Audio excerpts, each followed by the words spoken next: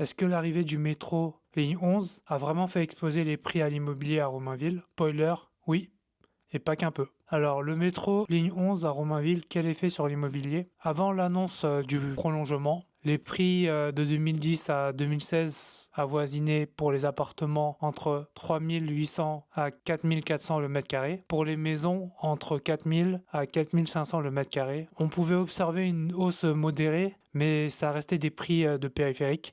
Après l'annonce et le début des travaux qui représentent la période entre 2016 et 2019, le projet commence à devenir concret et les investisseurs commencent à anticiper la hausse. On pouvait remarquer que les prix augmentaient, par exemple les appartements passaient à 4300 à 4900 le mètre carré. Pour les maisons, une hausse de 4700 à 5600 le mètre carré. Les prix montent, mais c'est des budgets encore raisonnables. Quand le métro est devenu une vraie réalité pour les gens, entre 2019 et 2020, qui correspond aux travaux qui avaient bien avancé et des ouvertures imminentes des stations, les acheteurs se projetaient vraiment et les prix ont vraiment explosé. Les appartements se vendaient entre 5400 à 5800 le mètre carré. Pour les maisons, ils ont plafonné à 5600 à 6700 le mètre carré. Les prix ont vraiment explosé à ce moment-là. Donc, entre la période avant l'annoncement des travaux et la fin des travaux, on a pu constater une évolution de 50% du prix en moins de 10 ans. Une performance énorme qui pousse certains quartiers de Romainville à des niveaux proches de Paris. Les zones les plus favorables sont à proximité immédiate des stations, notamment la place de la mairie de Romainville et la place Carnot. Le métro ne crée pas une hausse de l'immobilier à lui seul, mais il accélère fortement